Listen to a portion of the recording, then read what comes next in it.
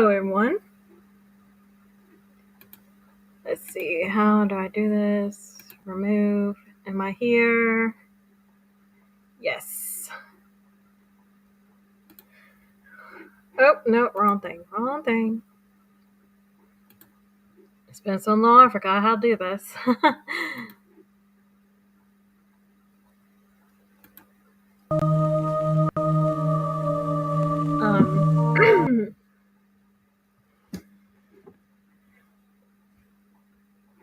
All right.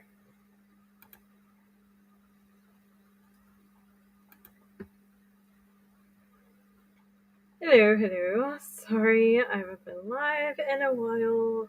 I've been busy. I've been sick. um,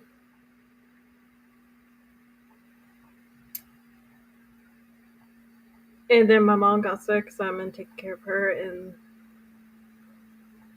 yeah, so much happening. Also, I will take a moment of silence for a dear friend that Bomb Nation and Bot Family lost. For Gymnast Girl, you were so sweet and funny. You really. Hey, Stormy! I enjoyed her talks in Discord. I enjoyed her talks in Telegram. I am going to miss you so much. So let's take a moment of silence for Gymnast Girl.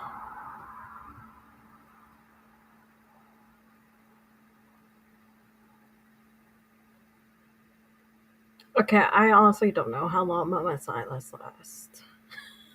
A minute? I don't know. Alright, so let's start. Hey, Macy's mom. With prayer.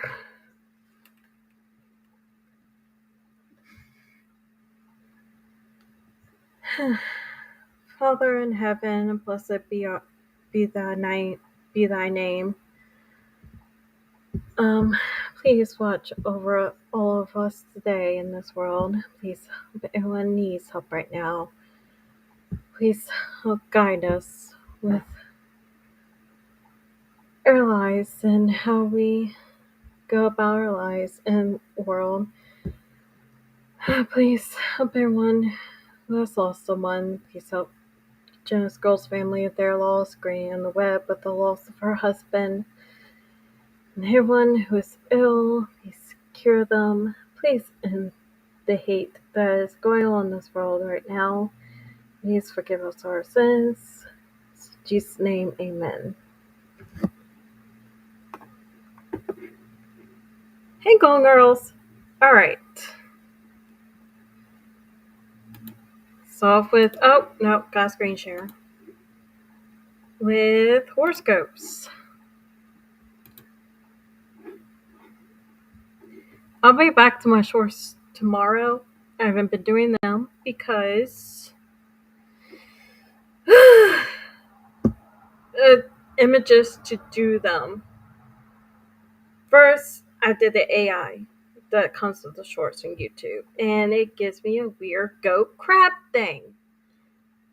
Every time I type in horoscopes, zodiac, astrology, then try Google. Well, all their stuff is horizontal when I need vertical. So I'm just going to try a different angle. I'm going to just do like starry sky, night sky, different colors. Because I gave up for a bit. I'm like, I need to do this a different way. So I'll probably go back to my shorts tomorrow because the shorts do bring in the views and subs. So, all right. Today for Aries. Money matters are likely be advanced today through your intuition and inner power, Aries. You may get a hunch that your dear for bringing in some extra money just might work. At least look into it. Don't let anyone talk you out of it until you know the facts. You might also rediscover neglected talent. Fine, quite useful at this time. I'm not sure about that, considering someone else is an Aries. Oh, was that for the 26th? My bad. Oh, here it is for today. My bad. No, what? Forget it. I'll just pretend that was for today. Okay.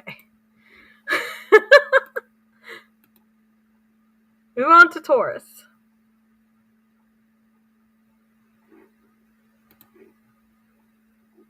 Taurus.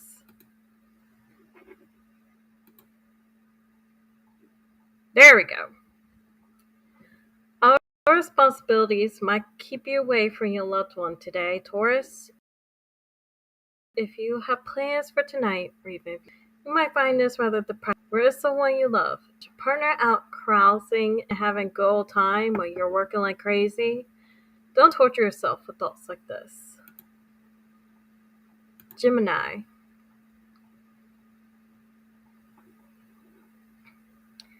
The absent direct expressions of love might make your life seem rather empty today, Gemini.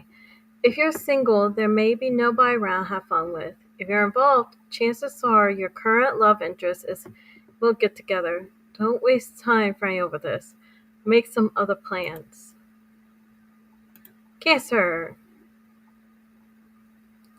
You may decide duck out of responsibilities today, Cancer. Perhaps to have a private celebration at home with your love partner. The fun might be delayed if your beloved is unexpectedly called away for a while. Just remember that quality is better than quantity. Oh, they're surprisingly short today. Leo, which I think that's happening now, or Virgo. Not sure. You may feel neglected and loved today, Leo. If you're single, you may feel worse. Cheer up. If you're running around such a depressed and dramatic expression on your face, nobody Nobody will feel like asking you out. Try and make yourself happy doing things you like to do. If you smile, be admired someone who has love to get. Okay, that's a little sexist. Just saying. Might have to find a new horoscope website.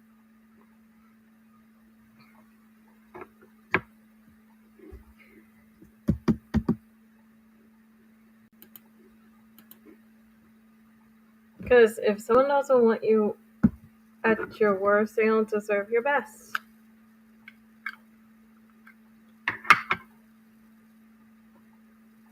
That's stupid. I put my thumb in a stamp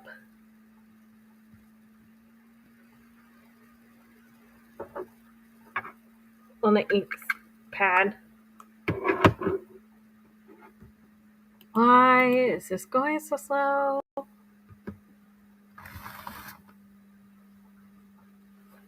I gotta keep stamping like to-do lists. I'm stamping each thing I do in my life, and I stupidly put my thumb in the ink pad, and my thumb's blue.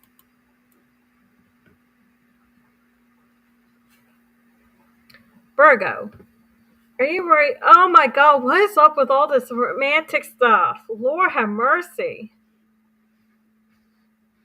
Are you worried that your romantic partner doesn't love you as much as you love him or her, Virgo? Love has many facets. Not everybody can verbally express love or feel comfortable with public displays of affection. If someone loves you, there are ways you could tell. Might be the way they look at you, how they touch you with little favors. If you're uncertain, why not ask? I can't relate. I'm single as a Pringle, and I'm not ready to mingle. Libra. If you're single, Libra, you might feel a little down today. Oh my god! What? All your friends who are in relationships may have plans while you go home alone. Relax. Yeah, nothing wrong being alone. Independent relationships are necessarily happy. They are their own problems, sometimes feel lonely and frustrated. There are certain advantages being single. Make the best of it today. Enjoy yourself. Scorpio. Please don't let it be romantic. Oh my god, what is up with today? These horoscopes are crazy.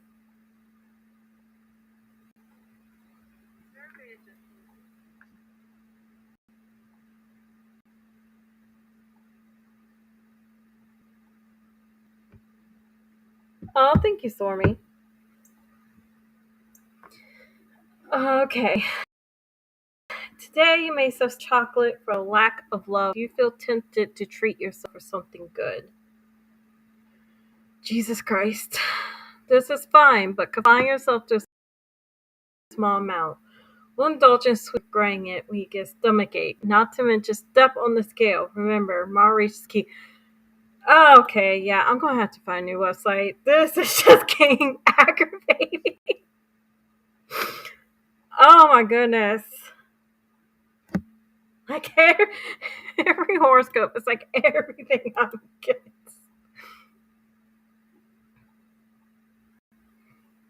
Sagittarius. Oh my lord. It's kind of funny at this point. If you're not married or engaged, Sagittarius, you may feel that your current love interest is avoiding you. However, this is just your imagination. Relationships always go through ups and downs, so don't worry. If you have serious doubts whether there's something wrong, ask your partner. I am scared to know mine. I'm a Capricorn. Oh my good God. You may be a bit depressed today. No, I'm not. If you and your partner are going through a difficult time, I don't have a partner. Maybe there's unspoken brings tension and awkwardness in your life together. No, because I have a partner. Try to find the root of the problem. No, it'll only get worse. Don't talk about it. Don't get too emotional and bring it up. Ask if your partner is bothered by something. What is happening? It's usually a good website, horoscopes, but today they all suck. Aquarius. Oh. I was thinking finally, but then there, of course. Short trip might be necessary today, Aquarius. This could be disheartening as it takes you away from your current love interest. Oh, Jesus Christ. Perhaps it's just as well. A phone call on this May might advance your relationships more than force you to get. Acknowledge you're looking forward to seeing friend again and then get on while right? Go with the job. They are. Like how is it Valentine's Day? I mean, am I missing something? Why August 27th is all romance? I don't understand every single one. It's crazy. Pisces, last one, thank God. The strange behavior of romantic interest may have you confused, Pisces. Is your partner avoiding you? Do phone calls go and answer? Forget it. Sometimes people see too much intimacy as a threat to their independence and choose to ignore it. The best way to deal with this is not to press any sensitive issues. Just go out for dinner, act like a friend. Keep romance out of the equation for now. Oh my lord. Okay, yeah, no. That's done. Oh my goodness. Moving on to daily devotion. I need Jesus now after reading that. Oh my lord. What in the world? Just what in the world? And of course, my internet is being stupid. It's being slow.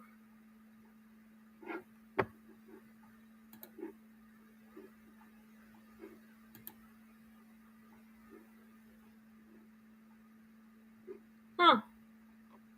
They must not put a new one out yet. Because All I see is yesterday's devotion, but I guess I could do that. Screen share.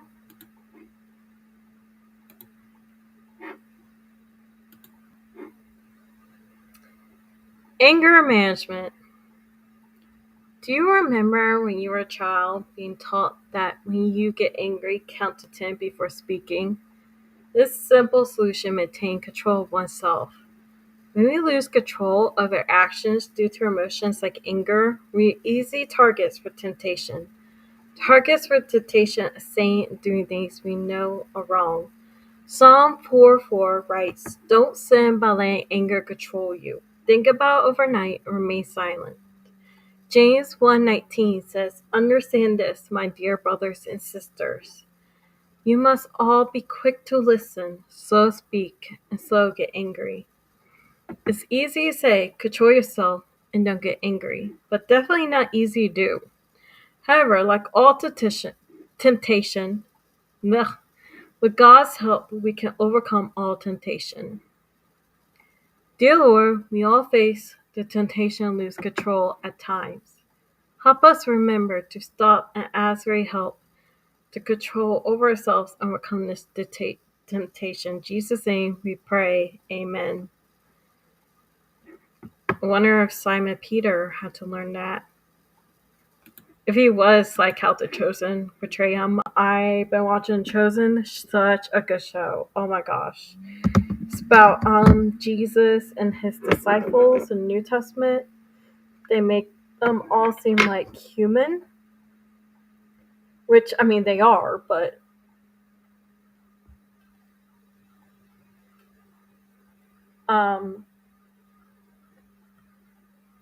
they make them relatable. And Simon, he's a hoot. He cracks me up, but he does have anger issues.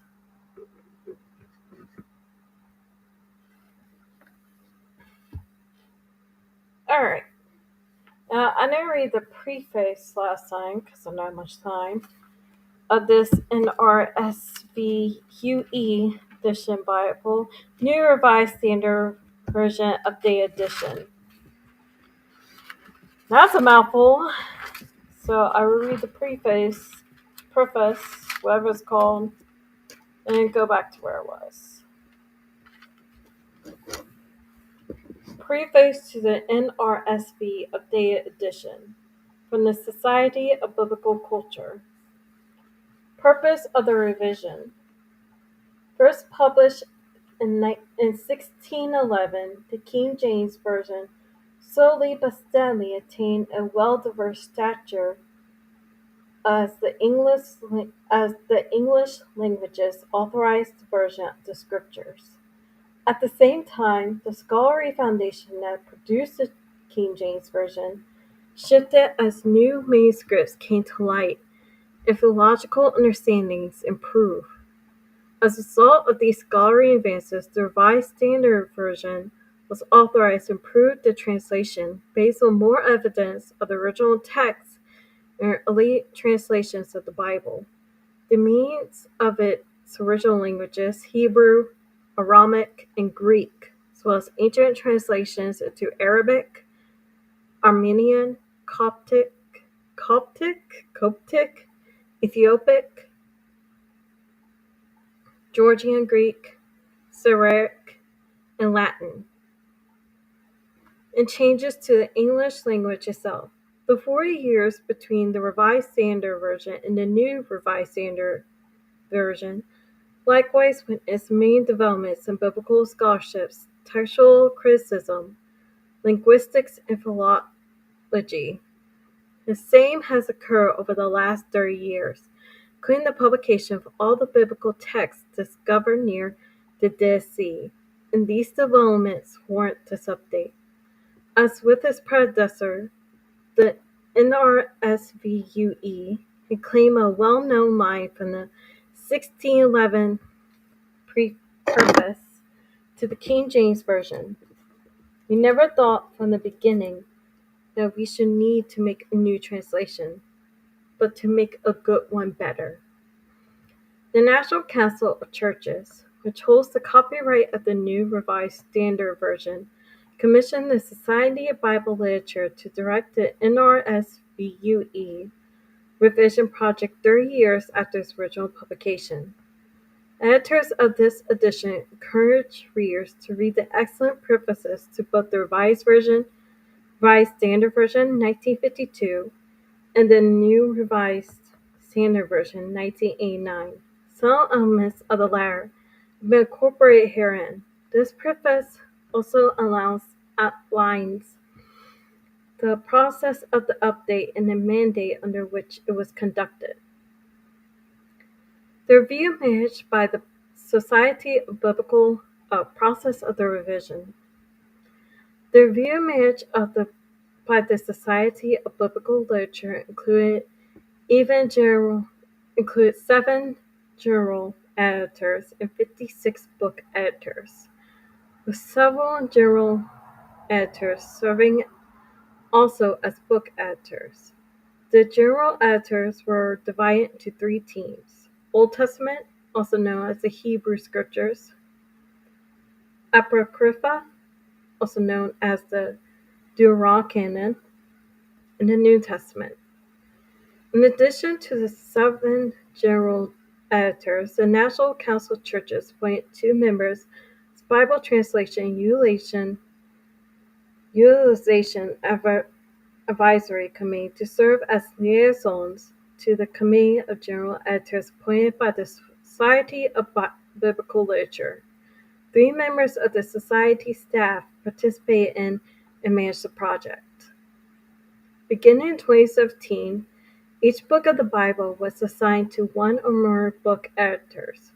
Over the course of 2 years, 2018 through 2019, book editors submit the proposed updates to general editors. Each of the 3 teams of general editors met at least once a month for 2 years, 2019 through 2020, to review and discuss the proposed updates submitted by the book editors. The accepted updates were submitted to the National Council of Churches in 2021 for its final review and approval of what is now the NRSVUE.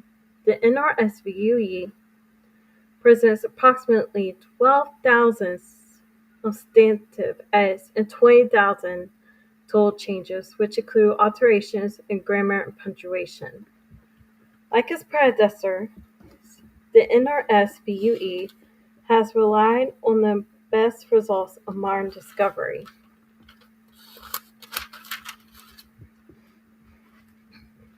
And scholarship.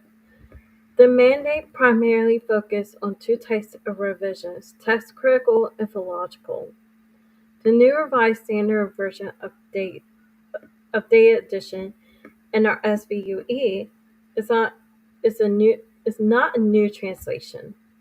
While some stylistic improvements have been made, there were reserved for instances where the translation was awkward, unclear, or inaccurate. Other changes involve matters of consistency, grammar, and punctuation, and general improvements that rendered the translation notes more consistent and uniform.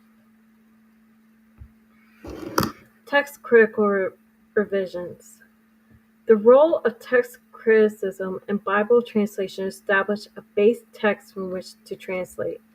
A text reconstructed from the earliest versions in the original languages: Hebrew, Aramaic, and Greek, as well as in ancient translations of the books of the Old Testament, Apocrypha, and New Testament.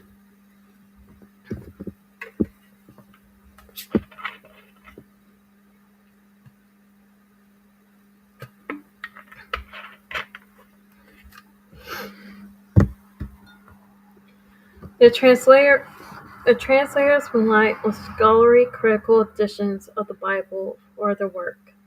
A typical text critical resource establishes a text based on scholarly judgment of the preferred reading among the readings available. With important alternative readings provided in detailed apparatus, scholars follow well-established rules in their effort to determine one preferred or superior reading from among others. Now this remains both art and science. The challenge of establishing the Hebrew and Aramaic texts of the Old Testament is different from the corresponding challenge in the New Testament. In the New Testament, a large number of Greek manuscripts exist, preserving many variant forms of the text. Some of them were copied only 2 or 3 centuries later than the original composition of the books. While the Dead Sea Scrolls dramatically prove the resources of Old Testament textual criticism, most translations, including the NRSVUE, still rely especially on a standardized form of text established many centuries after the books were written. The goal of the text critical reviews was to evaluate whether or not to modify the textual basis for the revision. To this end, the text underlying the new Revised Standard Version was examined in light of all available evidence, making use of new data, perspectives, and scholarly resources. The review occasionally resulted in a change to the translation itself or to the textual notes that have been an integral feature of the new Revised Standard Version.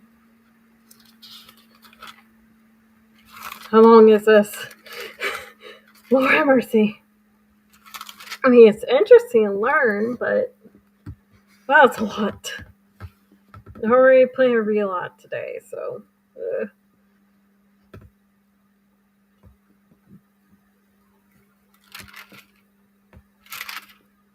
Alright, not that long.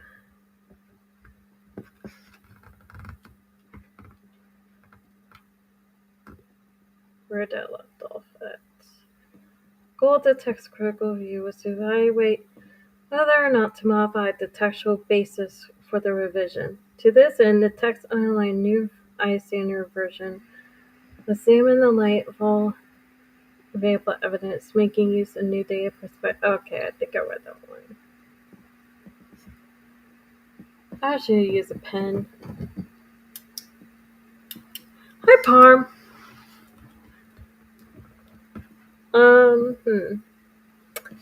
Review occasionally results in changed translation itself.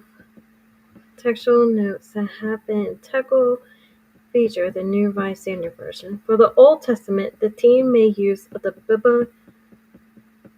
Biblia Hebraica Quinta. What is that words? What are those words? Oh my goodness. 2004 through, I guess, present? For those books established to date in the Biblia Hebraica Gartensia, 1977, E.D. Sec. Emendea, 1983. I have no idea what that means.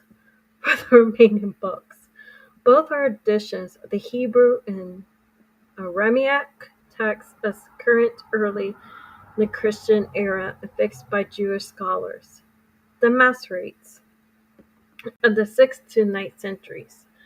Vowel signs which were added by the Masoretes were accepted in the main book where a more probable convincing reading could be attained by assuming different vowels, we adopted that reading. No notes are given in such cases because the vowel points are more recent and less reliably original than the consonants. Departures from the consonant text of the best manuscripts have been made only where it seems clear that errors in copying were introduced before the Masoretes standardized the Hebrew text. Most of the corrections adopted in the NRSVUE are based on other ancient Hebrew scriptures in the ancient versions, translations into Greek, Aramaic, Syriac, and Latin,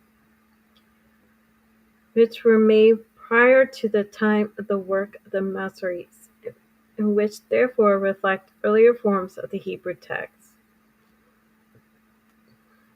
In such instances, a note specifies the manuscript version or versions.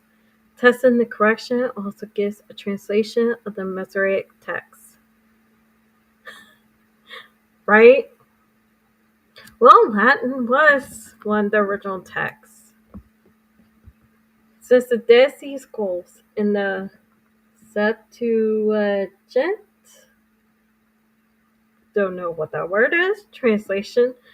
I mean, if this is a different culture, countries that I mispronounced that, I apologize. I'm so sorry. Translation predate the Christian era, especially they were religious cultures and languages, countries. I'm sorry. They present for certain books an earlier and more original version in the development of the text. Each of the versions was considered authoritative by community. This advance in textual scholarship is recent. However, to the NRSVUE retains its translation the version presented by the Masoretic text, whether it tests the earlier, parallel, or latest version. The differences between these major versions are larger than can be added to the notes. The NRSVUE uses double brackets in the Old Testament in the same way the New Revised Standard Version did in the New Testament. Closed passages are now regarded to be later additions to the text, but that have been retained because of their evident antiquity and their importance in the textual tradition. In short, the text critical basis for the Old Testament is improved Masoretic text, which was the goal of the New Revised Standard Version. The Masoretic text has been given preference where there is no scholarly consensus in favor of another reading or where the arguments are equivocal. All this for a new version of the Bible. All this. Wow, a lot went into this because they found more original transcripts and translations that they had to change.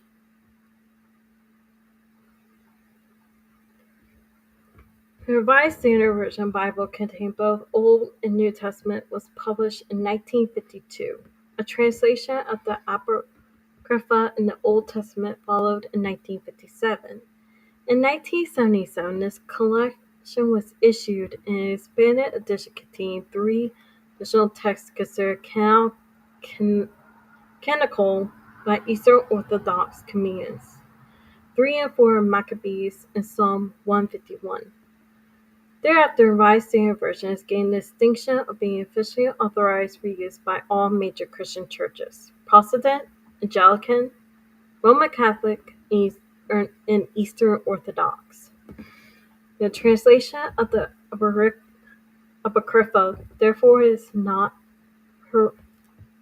peripheral, but of equal import as the translation of Old Testament and the New Testament.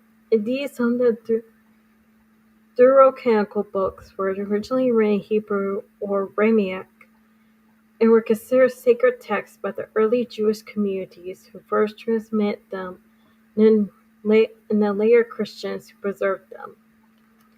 RSVUE includes a considerable number of changes to the Apocrypha because there is no single critical edition of the books in this collection.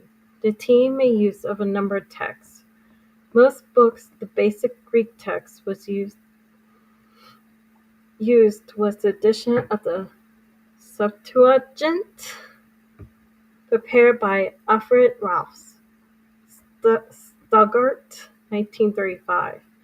Some of the books, the more recent volumes of the Göttingen Septuagint project were utilized. A new English translation of the Septuagint, Oxford 2009, also reserved as a resource to compare translations and evaluate critical texts for the individual books.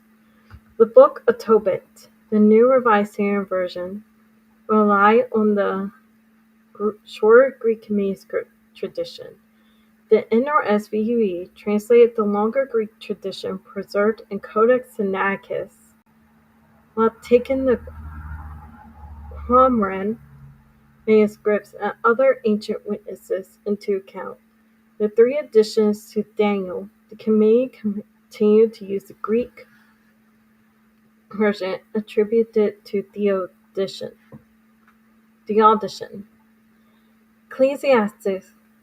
Ecclesiasticus has an especially challenging textual history. The team generally followed the Greek text of Joseph Ziegler. Hi there, hi guy. Oh, I'm not sure if you want this, but there.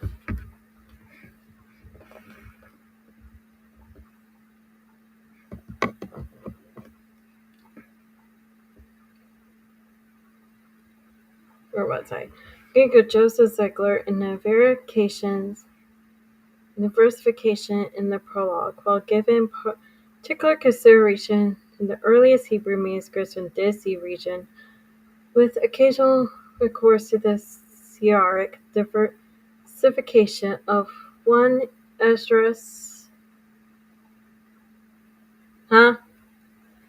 One Esdras now follows Robert Hannert's edition, Gonchin 1974, which also brings the book into conformity with its usage in the Eastern Orthodox tradition. Wow, a lot went into this version. Wow. They really did the work.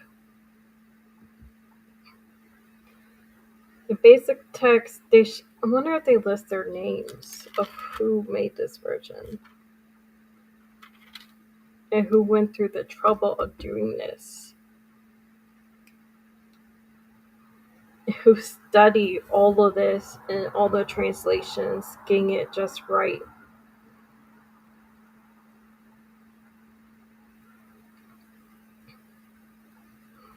The basic text adopted in rendering to Esdras is the Latin version given in Robert Reber's Biblica Sacra, Stuttgart 1971.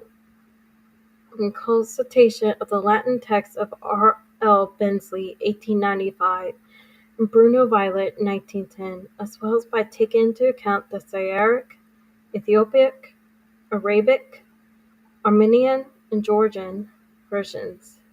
Since the additions to the Book of Esther are disjointed and intelligible as they stand in most editions of the Apocrypha, we provide them with their original context by translating the entirety of Greek Esther from Hanart's edition, Göttingen 1983.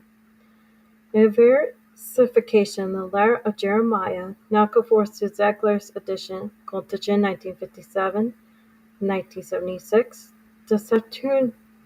The Septuagint Psalm 151 is an abbreviated version of the Hebrew composition found in the 11Q Psalm scroll. While the Greek remains the basis for the translation, the team also consulted a scroll. The New Testament, the team based its work on three recent editions of the Greek New Testament.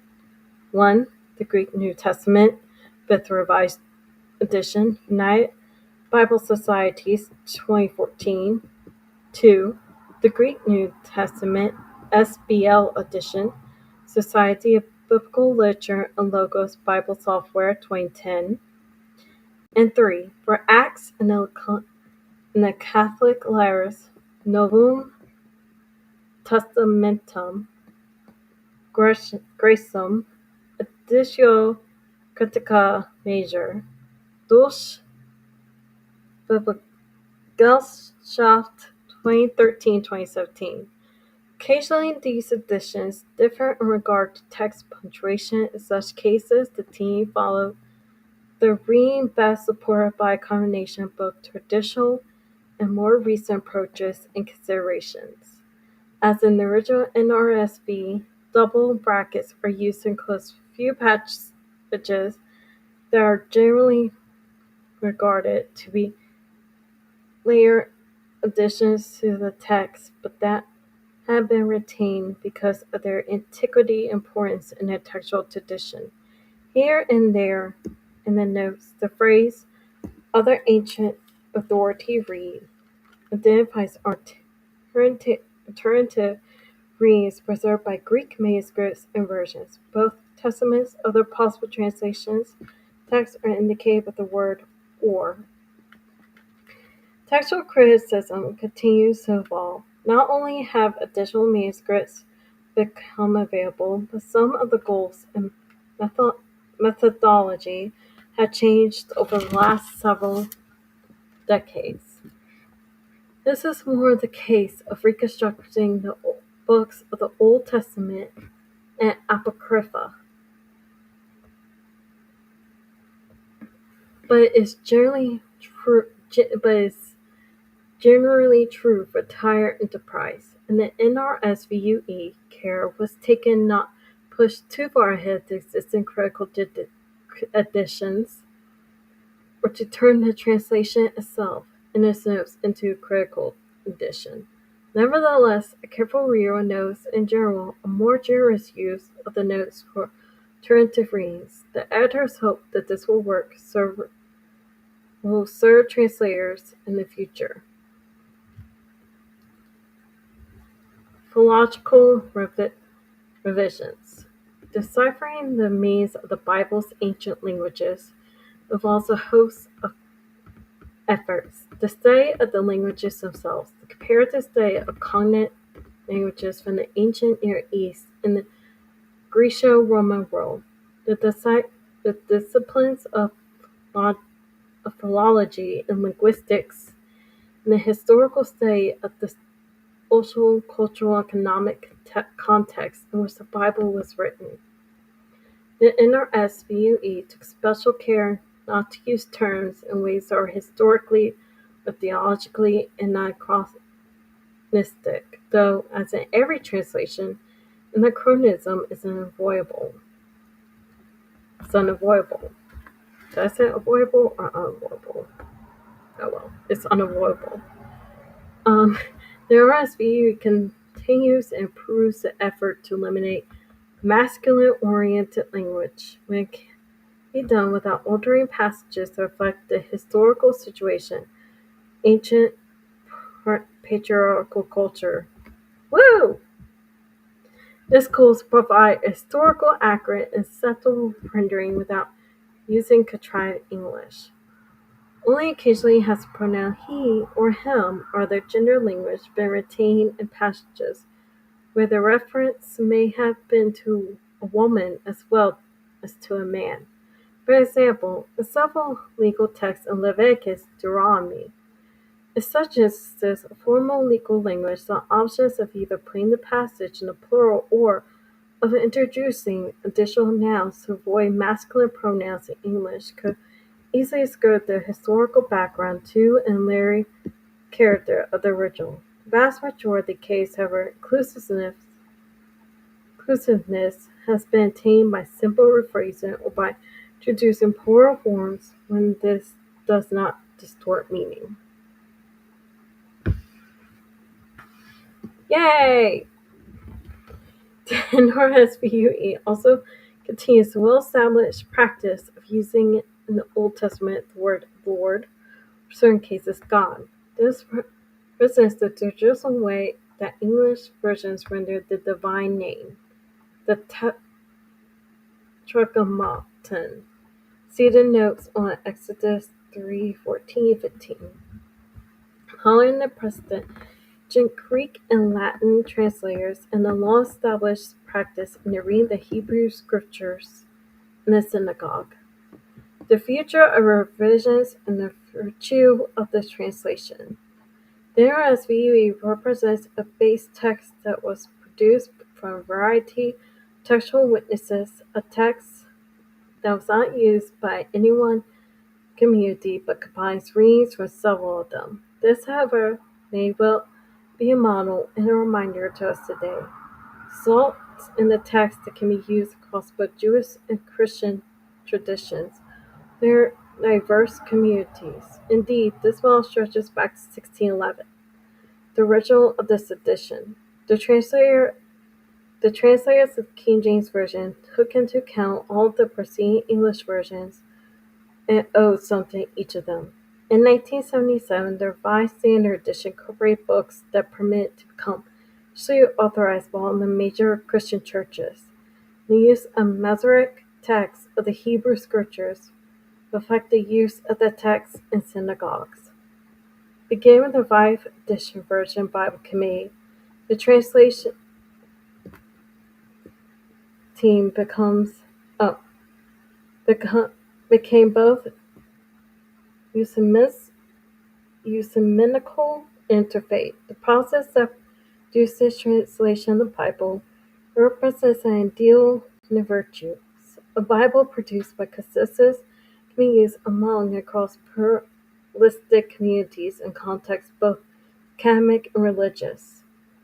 In the future, new text-critical sources will become available. The methodology and goals of textual criticism may change. Translation theory may evolve, and the need to reflect contemporary language will be constant. In short, efforts to update translations of the Bible will continue. As they do, it's hope of the Society of Biblical Literature this translation will continue to be produced by a diverse team and for diverse readers. Wow, they did a lot of work. Hands off to them. Hats off to them. Hands off. Hats off to them. I meant, you know. Alright, so I think I left off chapter 9 last time. So we'll start there. I'll finish Noah. Oh, good God, that's a lot. Descendants. I'll probably go to 13. Or no, I'll probably go to 12. Yeah. So chapter 9 to 12. The covenant with Noah. So Genesis chapter 9. God blessed Noah and his sons and said to them, "Be fruitful and multiply the earth. The fear and dread of you shall rest on every animal of the earth, on every bird of the air, on everything that creeps on the ground, and on all the fish of the sea. Into your hand they are delivered. Every moving thing that lives shall be food for you. Just as I gave you the green plants, I give you everything. Only you shall not eat flesh with its life, that is, its blood. For your own lifeblood I will surely require reckoning.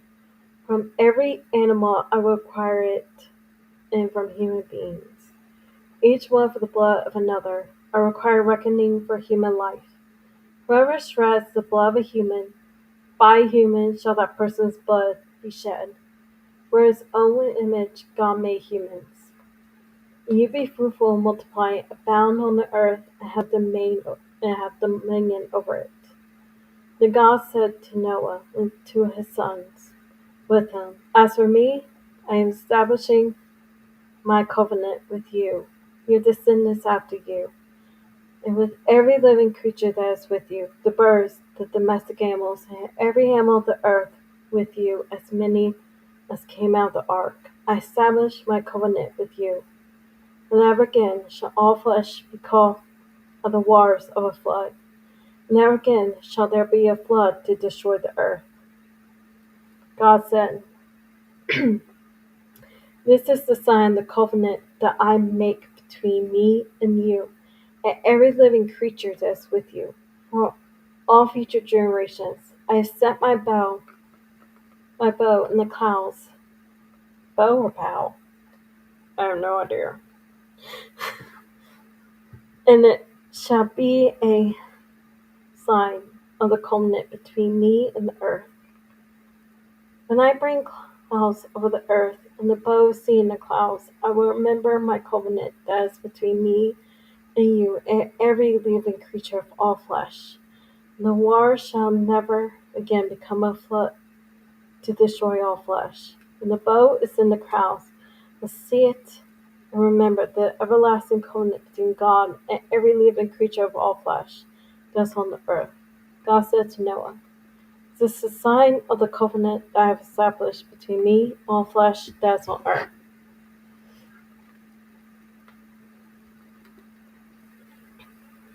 Noah and his sons. The sons of Noah who went out the ark were Shem, Ham, and Japheth. Ham was the first of Canaan. These three were the sons of Noah, and from these the whole earth was peopled. Noah, a man of the soil, was the first to plant a vineyard. He drank some of the wine and became drunk. He lay uncovered in his tent. TMI! And Ham, the father of Canaan, saw the nakedness of his father and told his brothers outside. Okay. Then Shem, Japheth took a garment, laid on both their shoulders, and walked backward, and covered the nakedness of their father. Their faces turned away, and they did not see their father's nakedness. When Noah awoke from his wine and knew what his youngest son had done to him, he said, "Cursed be Canaan. Lords of slaves shall be to his brothers." He also said, "Blessed by the Lord my God be Shem, and let Canaan be his slave."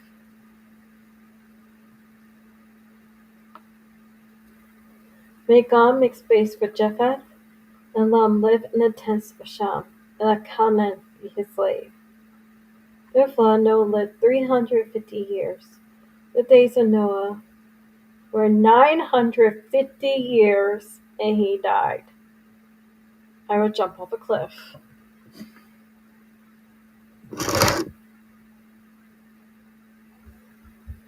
Hold on just a minute.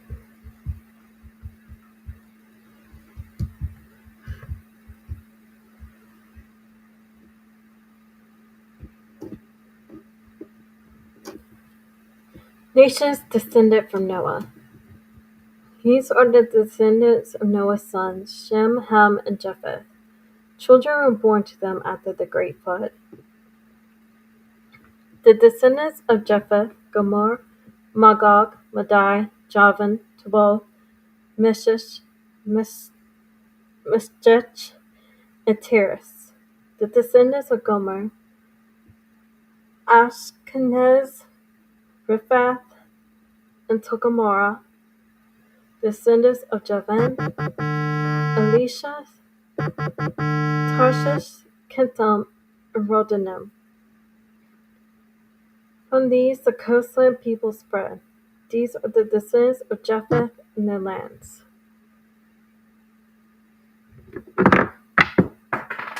And there goes my stamp.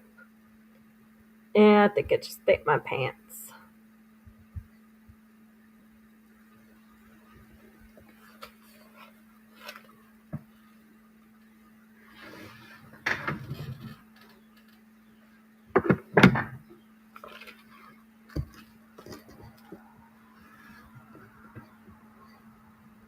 And their lands. Okay, from the where was I at? These the coastlands people spread. So the descendants of Japheth and their lands with their own language by their families and their nations. The descendants of Ham: Cush, Egypt, Put, and Canaan. Descendants of Cush: Seba, Havilah, Sabta, Ramah,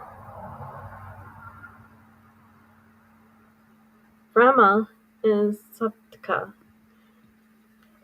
Hi, Jess Mom. Ramah surprised me. Because that's one of the characters in The Chosen. They picked, oh my gosh, she is gorgeous. The actress that plays Ramah. Oh, she's so beautiful. If I'm her asexual and straight, she reminds me of, she's like I hope this ain't insult to her, considering she's in a Christian show. But she is what I imagine Yasmin from the Bratz dolls will look like in real life. But yeah, they made her character Ramah to be like the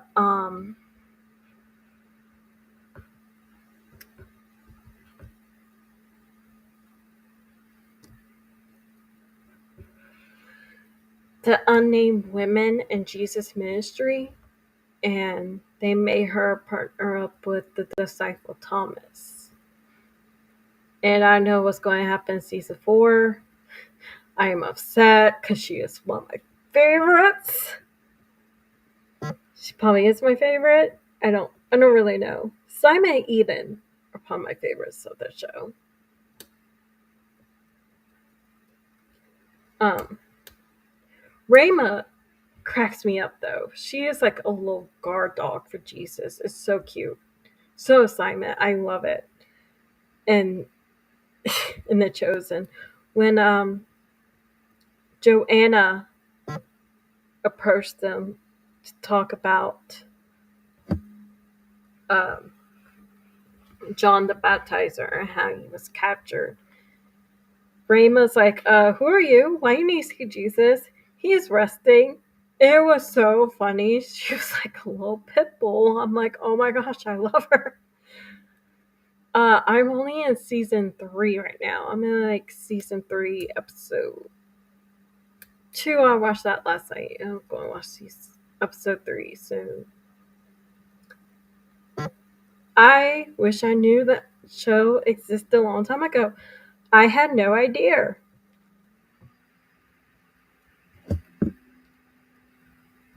Um, it came out like 2017. I didn't know until I saw like there was The Chosen, The Last Supper in theaters, and then I looked into it. I'm like, oh, there's a whole show. How did I not know this? And I've been hooked on it ever since. So I'm almost at season 5, almost.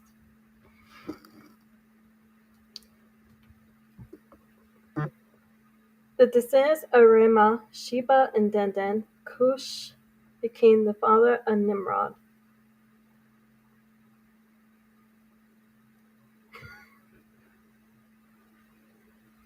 That's a funny name. Nimrod. He was the first on earth to become a mighty warrior. He was a mighty hunter before the god. Before it is said, like Nimrod, a mighty hunter before the Lord. The beginning of his kingdom was Babel, Erech, Akkad, and Calneh, and the land of Shinar. From that land he went to Assyria, and built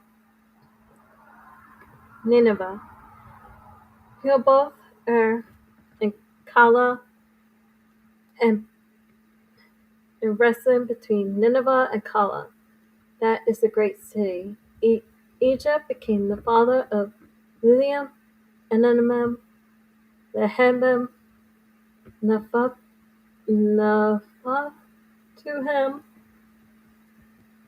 Pathrusim, Kalsuhim, from whom the Philistines come, and Caphotorim. I am sorry to any Israelites and religious people for mispronouncing these words. Um, there is no parentheses beside them, like a dictionary. That would be nice, team that created this Bible. Just saying. Canaan became the father of Sodom, his firstborn, and Heth, and the Jebusites, the Amorites, the Girgashites, the Hivites, the Archites, the Sinites, the Arvadites, the Zemarites, and the Hamathites. I have no idea. Whew, I can't wait to count all these names. Afterward, the families of the Kenites spread abroad. And the territory of the Kenites extended from Sidon in the direction of Gerar, as far as Gaza, in the direction of Sodom, Gomorrah, Amah, Zebiom, as far as Lasha. These are descendants of Ham, by their families, their languages, their lands, and their nations.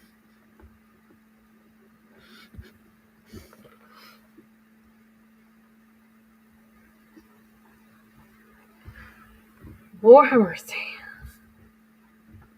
To Shem also the father of all the children of Eber, the elder brother of Japheth, children were born, the descendants of Shem, Elam, Asher, Barshad, Lud, and Aram. The descendants of Aram, Uz, Hel, Gether, and Mush. Abishad became the father of Shelah, and Shelah became the father of Eber. To Eber were born two sons. The name of one was Peleg. When his days the earth was divided, and his brother's name was Joktan. Joktan became the father of Amadad, Shalaf, Hazamatav, Hazamarbeth, Jerah, Hadaram, Uzel, Diklah, Obal, Abimael, Sheba, Ophir, Havilah, and Jobab. All these were descendants of Joktan. The territory in which they lived extended from Mesha in the direction of Sephar, the hill country of the east. These are descendants of Shem, with their families, their languages, their lands, and their nations. These are the families of Noah's sons, according to their genealogies and their nations, and from these the nations spread abroad on the earth after the flood. The Tower of Babel. Now the whole earth had one language and the same words. And as they migrated from the east, they came upon a plain in the land of Shinar, and settled there. And they said to one another, Come, let us make bricks and fire them thoroughly.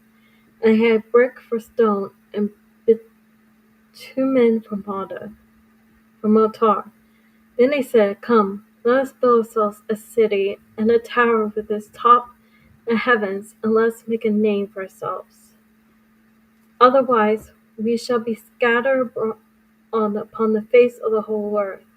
The Lord came down to see a city and the tower which mortals have built. And the Lord said, Look, they are one people, and they have all one language, and this is only the beginning of what they will do. Nothing that they propose to do will now be impossible for them. Come, let us go down and confuse their language there, so that they will not understand one another's speech.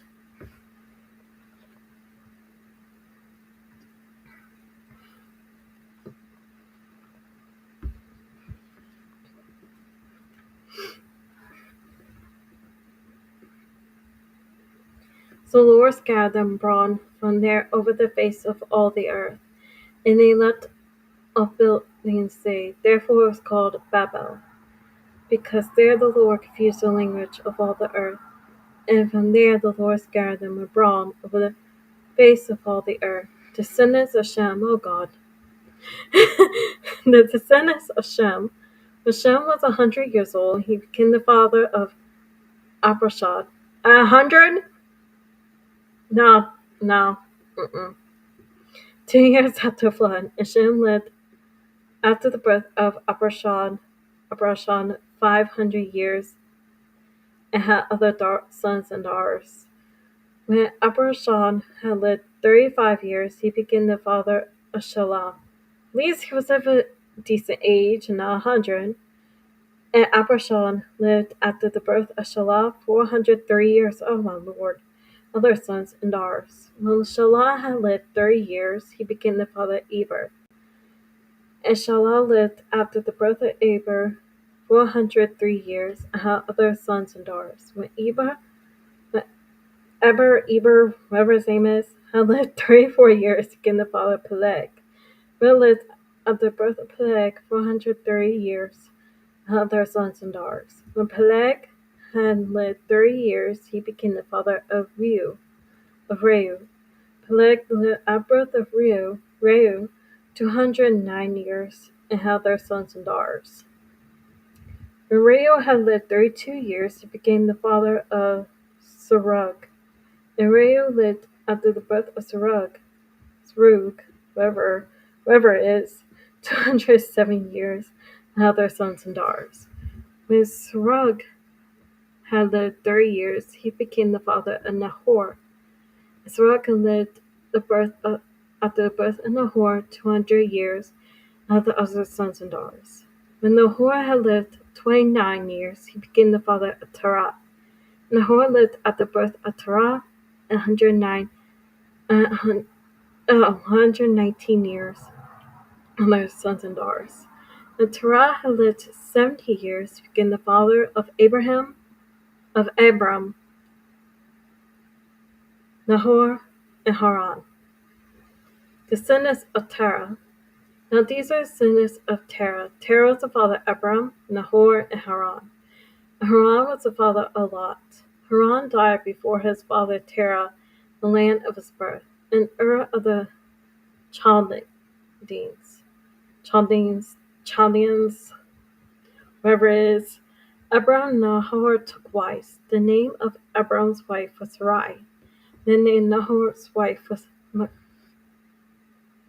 Milcah. She was the daughter of Hanan, the father of Milcah and Ishka. Now Sarai was barren. She had no child. Terah took his son Abram and his grandson Lot, son of Haran, and his daughter-in-law Sarai, his son Abram's wife. They went out together from Ur of the Chaldeans, going to the land of Canaan. But when they came to Haran, they settled there. The days of Terah were 205 years. Terah died of Haran. And that's where I'm going to stop today. That's a lot of names. Next time I will read about Abram, the call of Abram.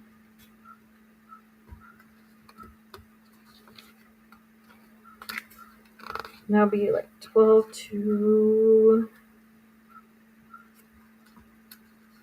16, I believe, till the birth of Isaac. At least the names are getting easier to pronounce. Alright.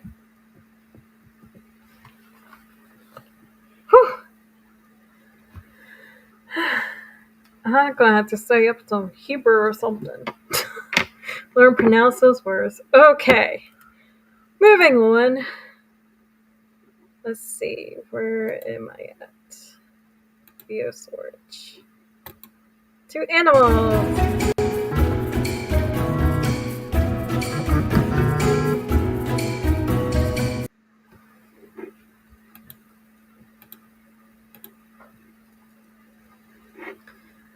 Alright, share screen.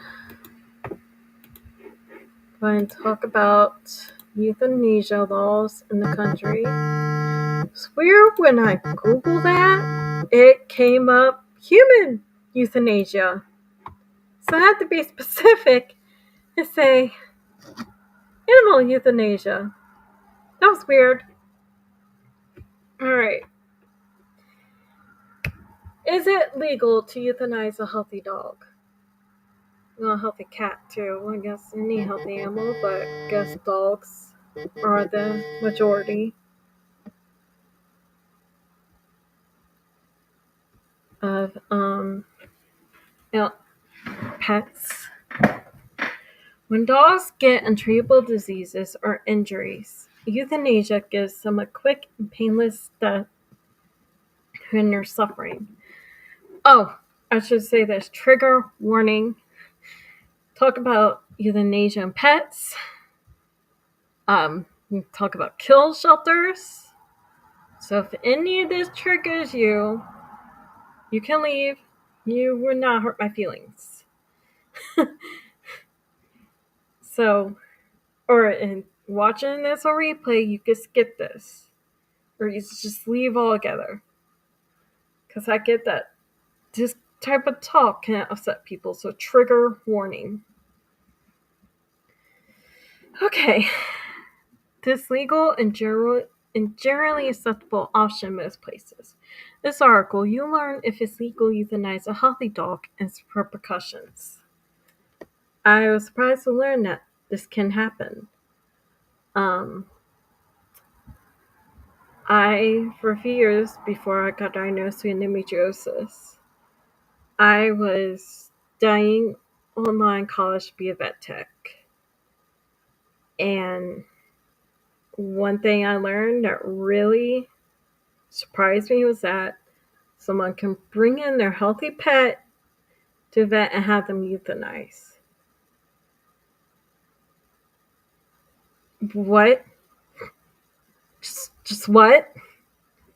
And some vets still go along with it, sadly. No, I would take that animal and be like, it's mine now. You don't want it. You want to kill it. It's mine now. So,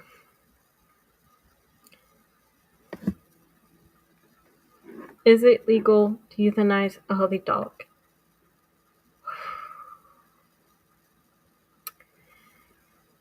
It's legal to euthanize a healthy dog in some states, yet some states. I'm going to get political. I'm sorry. I don't care what side coin you're on. I don't care if you're pro-life or choice, but it's so hypocritical for people to go crazy about abortion but think this is okay.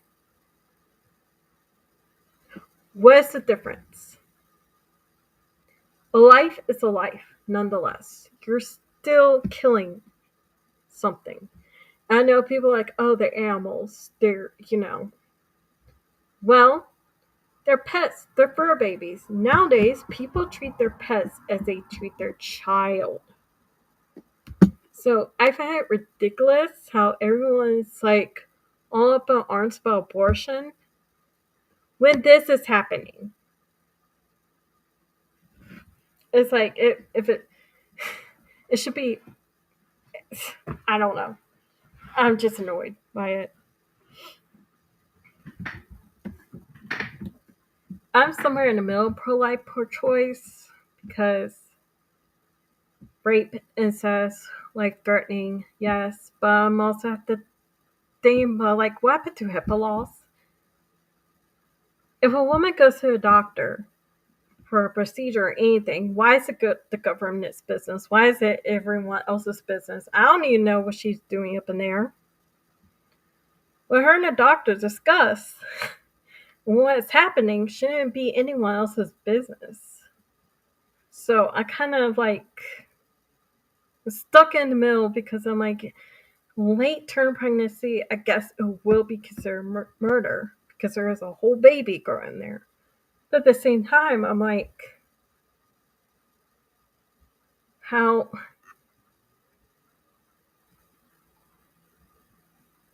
isn't that doctor patient confidentiality? I don't know. I don't know. Yeah. So, but anyway, I'm not talking about abortion. I'm talking about animals. I'm not pregnant. Never gonna be pregnant. I want to adopt. Um, I guess I don't know. Like, not do like a complete abortion ban, but just figure out ways and tweak around it.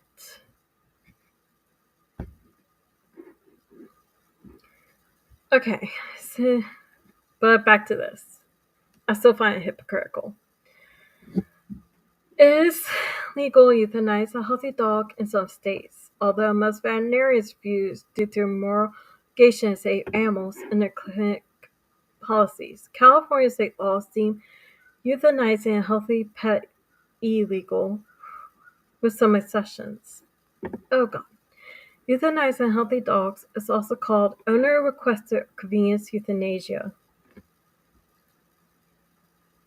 Oh no, it's small. Oh my goodness.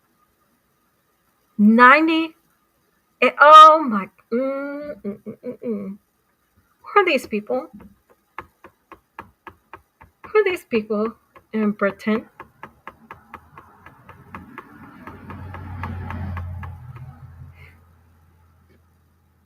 Where's Josh? Over Britain. Go find these people for me, Josh. Oh wait, you can't. Healthy pets with poor behavior, socialization skills.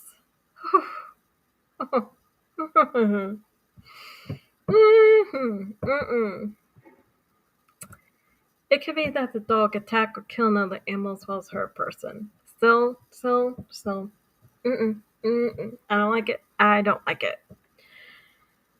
A policy into Christ to encourage behavioral training and rehoming before considering uh, what? A behavioral euthanasia. In cases where these methods have failed, the dog is presenting neurological issues that may be contributing to aggression. Veterinarians may support euthanasia when people, especially children and other animals, are deemed to be in danger of an aggressive dog. In most cases, it's legal to euthanize dogs who pose a danger to their surroundings. Even if they are healthy, most veterinarians view this as a last option. Thank God the owners move into a new place. Oh, Jesus. In the same survey, I'm scared to read this, from the British Veterinary Association, about 39% of respondents say moving to new accommodations suitable for pets is another reason than considering euthanasia. I'm trying so hard not to go off. This applies to all people moving to assisted living. Take them to an animal shelter.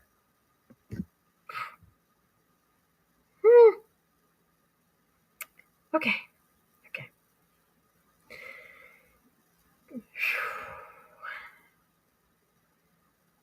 I should prepare for this, but I didn't. Okay, deep breaths.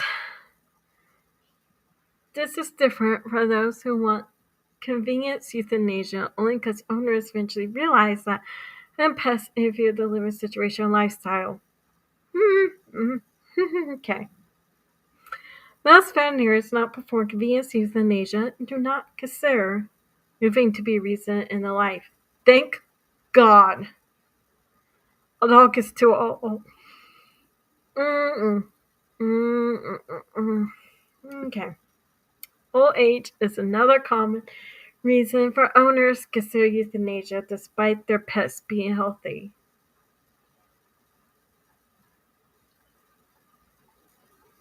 Okay, when you reach old age, you'll be euthanized. How about that? Some senior dogs reach old age without any signs of sickness. If your pet still has good quality of life, old age is not a reason for a vet to euthanize an animal. Hell no, it's not. Most veterinarians will only euthanize an animal if their quality of life is poor. Old age symptoms such as deafness or blindness generally do not affect quality of life, and most vets will not euthanize an animal because it's deaf or blind. Once your pet does have poor quality of life, you also have to help your kids get through pet loss, even if the pet's health is failing due to his old age. A dog is abandoned or unwanted. Some dogs get abandoned on the streets or at shelters for these reasons. This happens when there's no other way to rehome that dog safely. The owner doesn't want the dog anymore. The owner hoards animals. There are too many abandoned animals in a local shelter. Animal control officers pick up strays on the street. The shelters are too full and there aren't enough adopted homes. About 2.7 million dogs and cats get euthanized. Oh, that is a punch to the gut. Okay. Annually, despite being healthy. This needs to be talked about if I want to start a movement to end all this. needs to be talked about. That was killing me to talk about it. Most veterinarians will help owners of resources to rehome their unwanted pets, not euthanize a pet because it was unwanted. Owning a pet, a life is a lifelong commitment to them. And the veterinarian's medical oath requires them to use their skills to benefit and not harm animals. Thank you, God. How do I ask vets to euthanize my healthy pet? Why would you need to? What? When you want to euthanize your healthy pet, you must first schedule an appointment with a veterinarian to consult the situation. Or don't. What? What? No, no. Why am I reading this? What is happening? It can help you determine your option, especially euthanasia is your last resort. Yeah. No, it's not a last resort. It's a no resort. It's a hell effing no. Support your healthy dog's aggressiveness. Suppose your healthy dog's aggressiveness threatens your family and other friends. Your veterinarian may be to do procedure, local laws, clinical policies will absolutely not. Uh, Excuse me. Think about the people in prison that kill and rape. They're living. So you're going to just kill a dog for its aggressive behavior? You're allowing humans that do the same thing live? Get some rehab or therapy or whatever. A pause and grace we not euthanize healthy pets, thank God. Except extreme circumstances of professionally documented behavior aggression failed rehabilitation. I disagree. I think they can be changed. Can a vet refuse to put down a healthy dog? Yes. Vets can and do refuse to put down healthy dogs. After all, their oath is to use their scientific knowledge and skills to benefit of society, protection of animal health and welfare, the prevention and relief of animal suffering, the conservation of animal resources, the promotion of public health, and the advancement of medical knowledge. During consultation, veterinarian will determine if there's something wrong with your dog's health. Most vets have no qualms about pursuing euthanasia. F them. If they believe it's the right thing to do in the pet suffering. Oh, my bad. An example of circumstance might make a family pursue euthanasia for their healthy pet will be when the pet owner needs to take care of an elderly family member or someone from their household can't live with pets due to health issues. In those cases, most veterinarians may recommend other options, such as rehoming instead of euthanasia. Please do! Related questions. Can I put my healthy dog down myself? No! What in the world? Nearly every state law forbids individuals from euthanizing healthy dogs by themselves. You must reach out to trained and certified veterinarians to conduct euthanasia because they know how to humanely euthanize a pet, which includes placing a catheter using DA-regulated medications. Oh my god. Sure vet put down a healthy dog. If a veterinarian has agreed to euthanize a healthy dog, let's hope to God they don't. Seizure will usually take place in your own vet clinic. Veterinarian agrees. If you prefer a more dignified, serene environment, you could prepare your house for in-home pet euthanasia. What?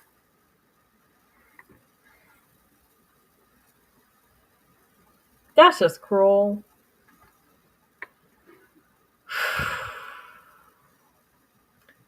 When can a healthy dog be euthanized? It's not ideal to euthanize a healthy dog unless it poses a threat so signs of illness can affect its long-term health, or if the dog is aggressive and all other options such as behavioral training have been explored. As a responsible pet owner, you must assess your pet's quality of life.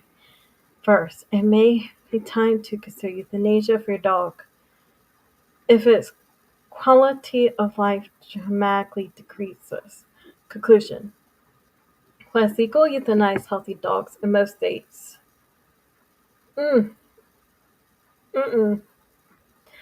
Veterinarians can and will usually decline, thank God. That's except in extenuating circumstances, professionally documented as a suspect for rehabilitation. If your pet is perfectly healthy, consider other options, such as rehoming first. Dog is suffering from an incurable disease, illness, or injury. That's when in-home pet euthanasia is the most compassionate thing to do. Whew. That was mm. There's more. There's more. I'm scared. I'm scared, y'all. I'm scared.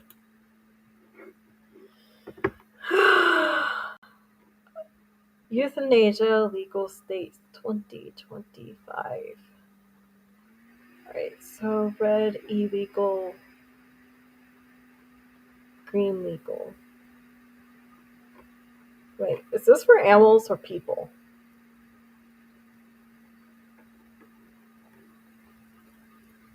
Oh. Euthanasia refers to the process of mercifully ending someone's life. Yeah. For example, if someone has a terminal condition, uh,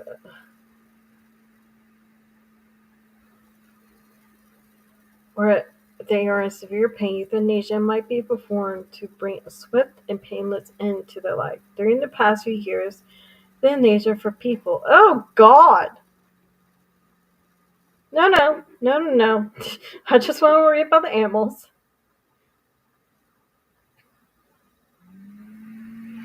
Oh, oh, this is like, oh, no, no, no, no, no, no, no, no, not that one. Bye. Moving on.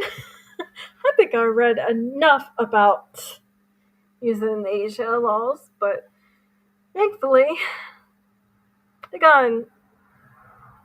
Have they gone better? Or they're just the same? This is why I don't vote. One of the reasons why I don't vote. Because so far, no candidate gives a damn about animals. So I'm taking my own hands to talk about it. Hopefully, it's our movement. Okay, that's enough. That's enough of that. I'm traumatized, but no, it should be illegal to everywhere to euthanize a healthy animal, even ones with aggressive behavior, because it will take that one special person to change them.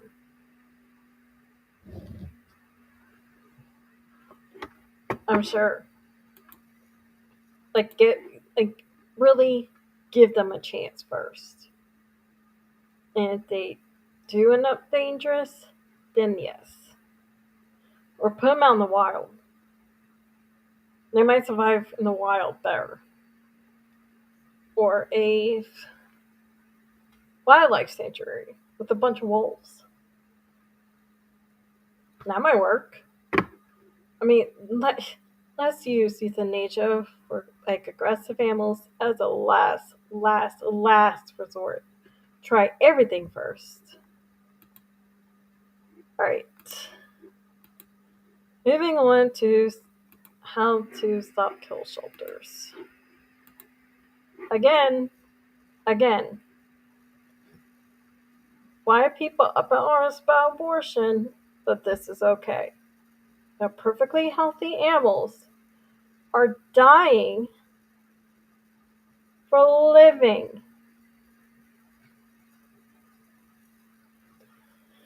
How to pass a no-kill resolution.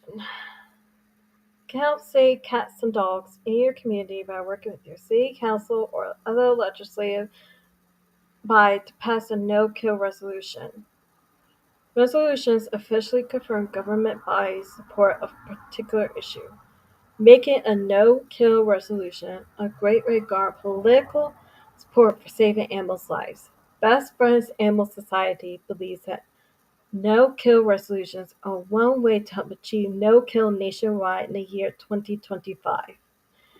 Implementing effective resolutions or ordinances at the local level is an important part of creating and sustaining no-kill in community. Taking time to assess existing legislation and identifying areas of improvement is a critical first step. Following guidelines will help you develop an understanding of no-kill and offer you a roadmap for passing a no-kill resolution in your community. What it means to be a no-kill community? A no-kill community is one that acts on the belief that every healthy or treatable dog and cat should be saved. Its focus should be on saving as many lives as possible through pet adoption, spay, neuter, trap, neuter, vaccinate, return, and other community support programs rather than achieving a specific numerical outcome. With that said, we understand the importance of having a quanti- quan- quanti- quantitative benchmark that communities can use as a goal. So 90% or more of the animals who enter shelters is the current benchmark for no-kill. This means that for a community to be considered no-kill, all the shelters animal services facilities must be saving 9% or more collectively with the animals who enter the facility. How about this? Get rid of all no-kill, all kill shelters, make them into regular animal shelters, and give more money to animal shelters and bigger buildings to home more pets. Why not just do that?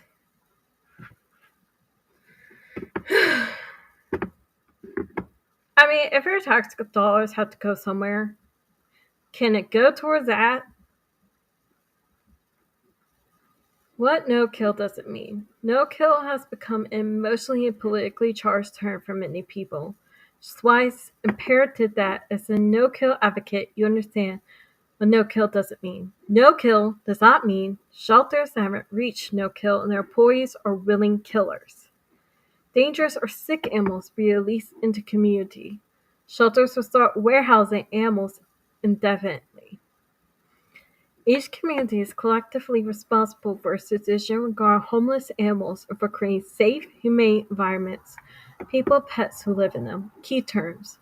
To properly assess operations, in particular shelter, you need to know how certain terms are defined and used. Healthy or treatable animals. This segment of the animal population includes those who are fully healthy and behaviorally sound around people and other animals. It also includes animals with behavioral and medical issues that can be addressed and or managed, such as, but not limited to, animals with ringworm, respiratory infections, mange, a need for limb amputation, heartworm disease, ear infections, dental disease, urinary tract infections, resource scarring, leash and barrier activity, and anxiety. Unhealthy/untreatable animals. This category includes dogs with severe behavioral challenges or dogs and cats with medical issues who are immediately suffering no possibility of positive outcome. Euthanasia. Defined purely as an act of mercy, euthanasia should be reserved for dogs and cats who have deemable medical situations, experiencing serious and irreversible reduction in quality of life, dogs whose behavior obstacles make them unsuitable for rehabilitation. Rehabilitation. Killing. The definition of killing is the life of an animal without the treatable medically or behaviorally as means of creating space for income, animals and shelter or other considerations. Thus, pursuing a no-kill resolution. Do your research. Before you do anything else, you need to develop a sense of the community you're in and who the key players are. First step is to research the current state of animal welfare in your community. How many shelters are there? How many cats and dogs are in your shelter? And how many leave alive? Then attend a handful of city government meetings to get your bearings. Learn who the movers shakers are on the state government, approach them to a basis, find out where they stand on welfare. Keep in mind that this should be not just state, not just community, this should be the whole damn country. Keep in mind that meeting dates and agendas change frequently, so you need to obtain schedules ahead of time. Be vigilant about check for updates. So be aware that as a community member stakeholder, you have the right to speak at public meetings. Reach out to representatives. Communication flows, personal meetings, phone calls, letters, emails have a huge impact on decisions made by public officials. Contact representatives, gain their support as a no-kill resolution community.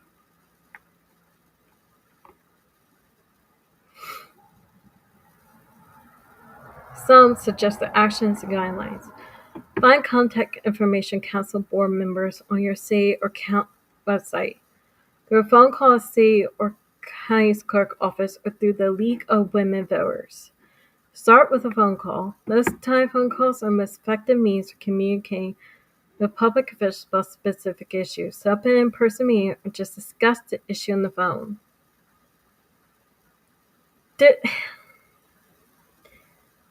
This should be something a president in his administration should do. Just get rid of them all.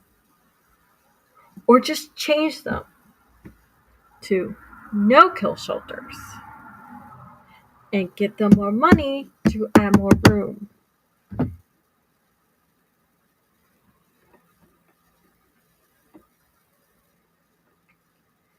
So I think I'm going to stop reading there and share the petition for make all shelters in USA to be no-kill shelters. The issue.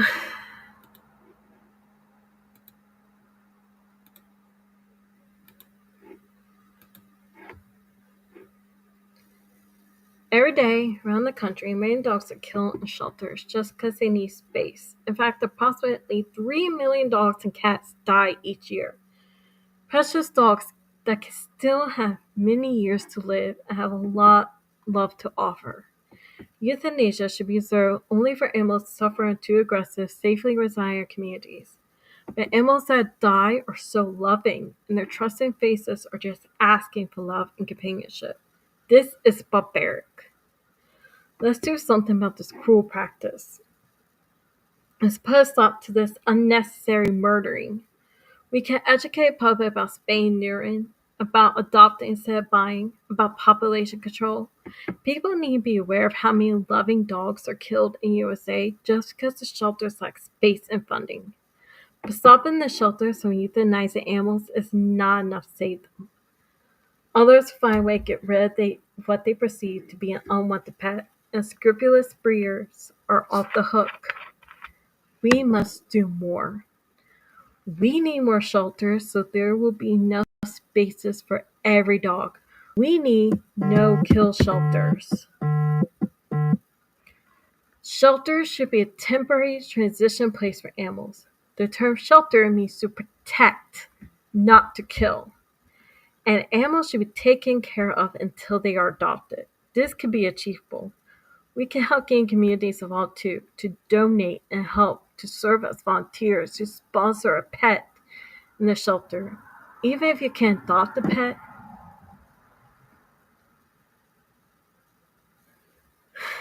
we might be able to help there. We can advocate, get him/her adopted. We can volunteer at the shelter, provide funding. Shelters can be encouraged to provide a once-a-month sale to dogs that have been in there longer. People get them cheaper or free. We can help better advertising animals put up for adoption. Sometimes people don't have money to adopt in a particular moment. You can still offer a loving home to a dog. Instead of killing them, giving them for free someone suitable that will love them and offer a home. The rescue groups and the possible bring back to life animals. And that's my pixie meowing. Come here, baby.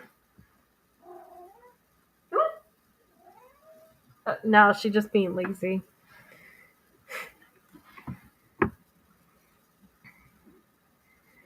Get okay. Where was I at?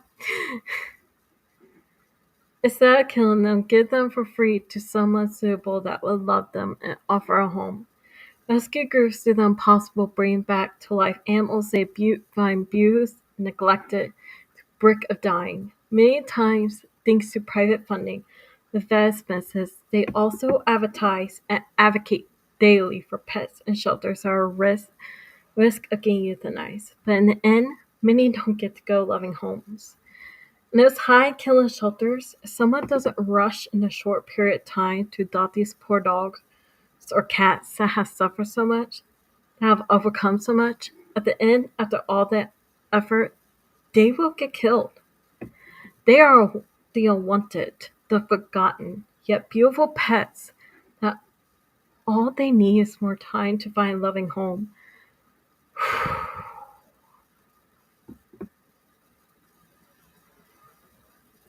Hi, Amanda. Whew, I'm trying so hard not to cry. This is senseless, unfair, and tragic. There's no excuse that they are murdering healthy, previously owned, neglected, abused dogs and cats or highly adoptable. We, we are disgusted by events like the Yunlin Festival in China. We let millions of animals die every day, every year. Let's do something better. Let's be better. Let's save them. Let's advocate for only no-kill shelters. Let's the animals suffering and violent. More importantly, let's treat the root of the problem. Lobby for laws that are effective in reducing unplanned births and shelter intakes by developing low-cost or free sterilization programs for dogs and cats. Laws that limit the number of animals bred for profit. Laws that promote responsible pet ownership by contracts. Laws for pet stores carry only shelter pets and provide better education for pet owners. And finally, please get out there and help out. Together, we can make a change. Their lives matter. Every animal deserves a chance to get their forever home. Some may take longer than others, but there should not be a time limit on life. Whew, that hit right in the feels. Alright, so I'm going to put this petition in the chat.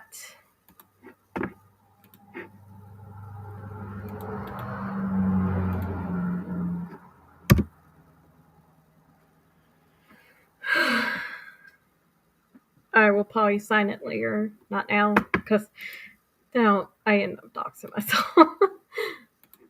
Alright, so, okay, I am going a little bit over time, so I might go ahead and get to the tariffs talk. Um,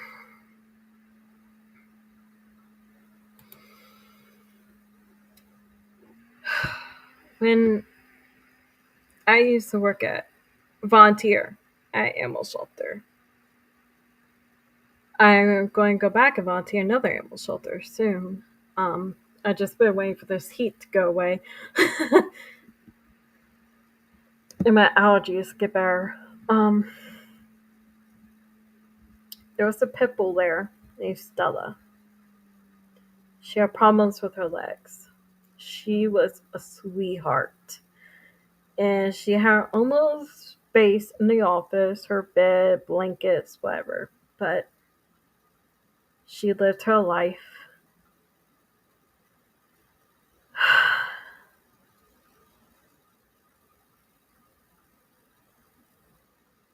In that animal shelter.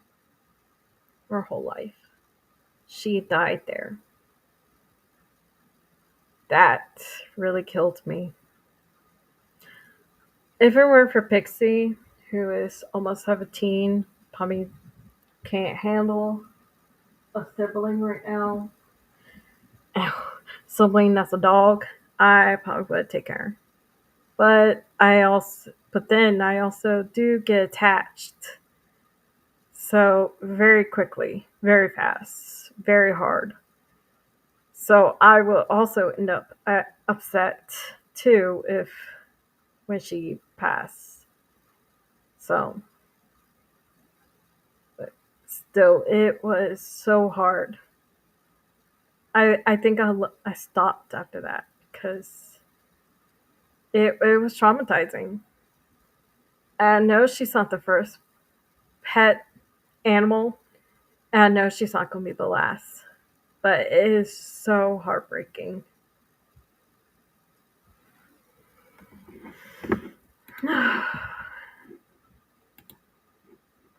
All right, share screen.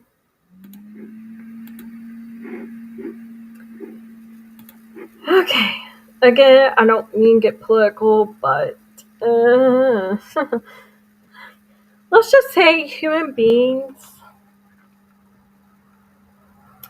they always do stuff that somehow end up affecting animals, and this is an example of that.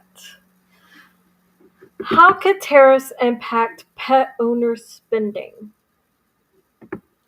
The U.S. pet market remains more insulated from tariffs than many other industries. Decline in consumer sentiment, discretionary spending can still pose challenges.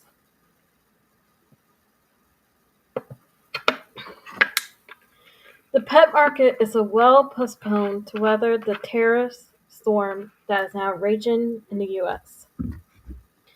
Many segments in the industry insulated against the kind of upheaval since the massive recalls of the mid 2000s due to contaminated imported meat, pet food, and treats. Marketers have been working towards not just U.S. made but U.S. sourced products because of shipping constraints on heavy ingredients. The cat litter market has long sourced much of its materials in the U.S. Pixie, your cat litter is made in the U.S. She does not care. And marketers of durable products who have been battling inexpensive foreign made products for the past decade may actually get some relief in the environment, although, thank you, Macy's mom, may actually get some relief in this environment, although wet pet foods packaged using imported template steel cans make it so expensive to manufacture. These products are a exception of rather than a rule in the overall pet market.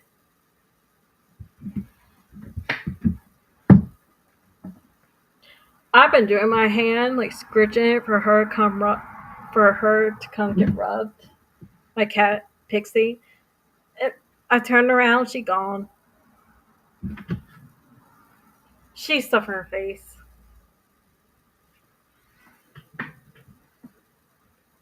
Apparently, eating is more important than affection.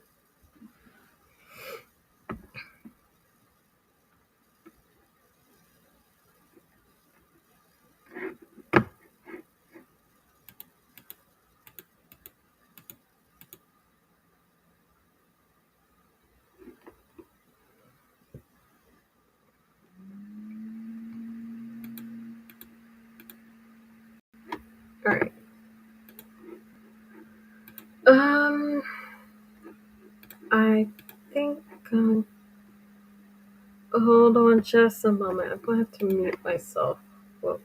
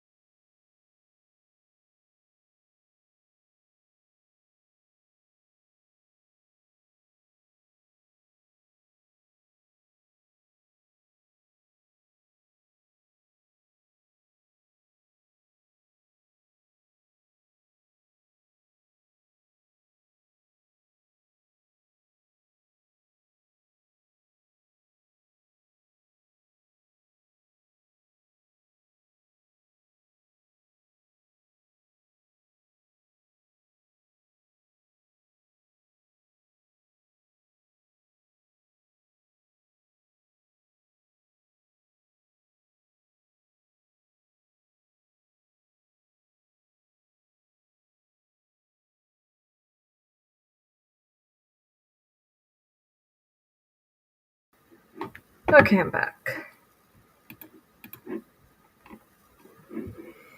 Okay, pet market is well positioned. Did I read that? I think I did. So it's a massive recall submit. Oh, okay, I think I read that. And marketers' durable products have been badly expensive for made products for the past decade.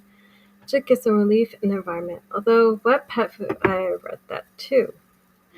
Tiny consumer budgets amid economic uncertainty. One question that remains unanswered, however, is how pet owners react to the whiplash executive orders that have been handed down with increasing unpredictability. Pet owners have money in retirement accounts have watched as these savings have plummeted in recent days. Those who live paycheck to paycheck have heard how the prices of many consumer goods are expected to skyrocket. Many have lost jobs, or at least felt the pressure to miss employment situations. Did I mute myself? Yes. And all of them have been left guessing at what will be the next announcement come from Washington. Pet market is known for its resilience, but all of these surprises, on top of the past several years of economic instability, high inflation, could result in some pet owners changing their purchasing habits, both what they buy and where they buy it. Packaged Facts survey has also shown that many have already begun the belt tightening. Street is left to wonder if that is just the beginning of reduction in spending. Top of general trend towards seeking out value, pet ownership, especially dog ownership, has already suffered a low blow post-pandemic. Owning pets is closely connected to the state of the economy. As consumers become more unsettled, the chances of the pet population drifting further downward grow higher.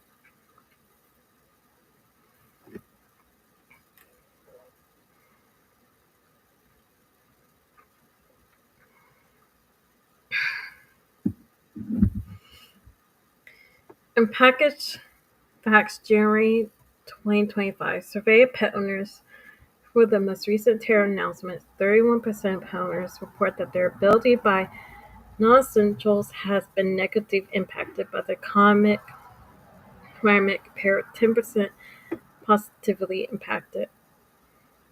A similar negative skew plays out in their ability to pay monthly bills, 29% versus 11%, personal health situation, 22% versus 10%, personal job situation, 17% 12%, housing situation, percent versus 11%. The survey also shows that high prices have caused significant challenges to pet parents across pet product service sectors. Also, vets. I think if you have a pet, they should be added to your health insurance. That could help a lot with vet costs and medicine, emergency vet. Because pet insurance, they're better now, but still expensive. And vets, it's like an arm and a leg. Emergency vet is both arms and a leg. Medicine is crazy. So I believe they like every health insurance should be like if you have a pet, you should pay like a certain fee every month and put your pet on medical insurance. That's just my opinion. Reindeer. I mean, there's like so many things that could be done to help pets and animals all across the country. Why has it not been done yet? It's 2025. It kind of start millennials that people are considering their pets as babies, as their fur babies, as their children. Things need to change. So investment bank Cascadia Capital observes in its winter 2025 pet industry overview past year, yet CPG brands been more aggressive about price increases. than their non-pets. Thank you, Amanda.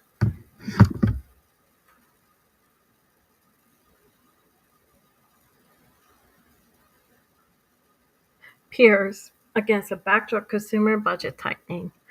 Robust pet industry price growth underpins the category's perceived resistance to micro-environmental factors. Strong pull of trends towards pet humanization and wellness. However, this may become an Achilles heel for the industry as the excessive cost of ownership, especially in services, is increasingly an impediment to pet ownership. Drop in consumer sentiment and worries over inflation. Because the pet industry is so dependent on pet owners' willingness to spend despite high prices, positive consumer sentiment plays an important role in maintaining sales. This sentiment is in jeopardy. As of April 2025, economists, the investment community, industry leaders, and consumers deeply worried about the current administration policy, which have upended the world economic order, soured long-standing U.S. alliances, plus a certain market toward bear territory, increase the chances of recession or stagflation. As Fortune magazine reported April 4th, President Donald Trump's so-called Liberation Day tariffs have analysts and rare agreements that major economic pain is coming. It's worse than any of them predicted. Saw the heat upheaval, the University of Michigan's Index of Consumer Sentiment has dropped 3 months in a row as of March 2025, plunging 12% of forward-looking expectations, placing April index down 18%, a drop of more 30% since November 2024. A key factor to dimming optimism is an invitation tariffs will increase inflation. Citing conferences board data, the AP report March 25, 2025, U.S. consumer confidence continued a sharp 2025 decline as Americans' views about their financial future sunk to a 12-year low driven by rising anxiety over tariffs and inflation.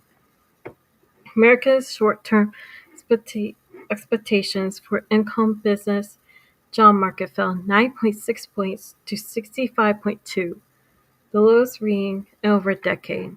Under 80 being the threshold, Conference Board considers potential no recession in the near future regard to the pet industry. Market experiences a return to inflationary conditions, stiffening sentiment further. Pet marketers and retailers alike may be in a rough road ahead. Other factors impacting the market continue to play out. Affordable housing and mortgage rates. One of the top contributors, pet ownership statistics, and immigration and national population trends playing a part as well.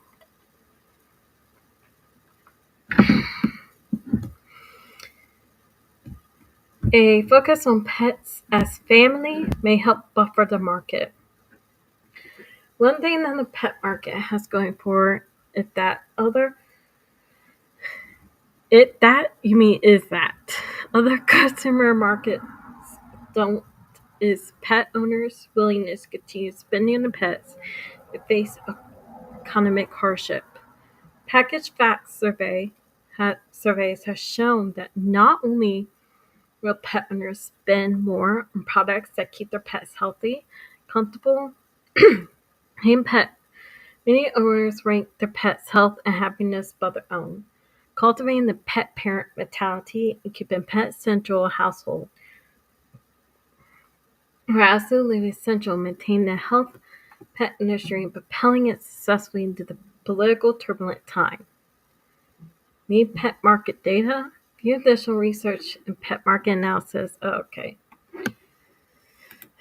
Now let's do how the tariffs are affecting the shelters. Tariffs create concern about pets being surrendered to animal shelters. Oh, that's such a cute dog. When a dog or cat becomes part of the family, most people do everything possible to keep them. But pet ownership could come with a hefty price tag. The average lifetime cost of a care for a 10-year-old dog at $35,550 and $32,170 for a 16-year-old cat. President Trump's sweeping tariffs have pet owner shelters advocates concerned about the potential consequent spike in costs. The economy has already been a factor in pet surrenders for several years, and additional economic strain, including potential impact of tariffs, could make a difficult situation worse, says Tori Fugate, Director of Communications for nonprofit Shelter Animal Counts, which maintains a database of U.S. animal sheltering statistics. Rising prices of pet goods and services may force more pet owners to make the heartbreaking decision to surrender their pets. Don't keep them, because we don't know how long these tariffs are. They could have spent a long time in that animal shelter, probably due to their deaths. Do not surrender your pets. Keep them. Get help. Ask for help. Family, friends. I don't have them now, but I am going to Google research pet owner wish lists that are struggling right now and that need help with pet stuff like food, litter, toys, treats, whatnot. And I will share them on my channel, my community tab, and like GoFundMe's for like surgery, stuff like that. I want to do college kids wish lists and any family needs help, especially Christmas. I will keep an eye out on those because I thought one thing I want to do is channel. I want to help people. Um, like instance, animal lovers. I think we should all kind of unite in a way and help each other with fur babies and help one another during these trying times so people don't surrender their pet to an animal shelter. And God knows how long they will be there. Over half of the pet owners surveyed for Rover's True Cost of Pet Parenthood report for 2025 expressed concerns that tariffs will increase the cost of having a pet, and over a quarter were already worried about paying for what their pet needs. With 1 in 3 people due to spending in other areas of life to provide for the dog or cat. Same financial pressures challenging families are impacting shelters by increasing operating costs from veterinary supplies, food, cleaning products, staffing, according to Fugate. These rising expenses make it even harder for shelters to meet growing demand, she says. Shelter Animals Count is actively monitoring national shelter data to identify trends that may correlate economic shifts.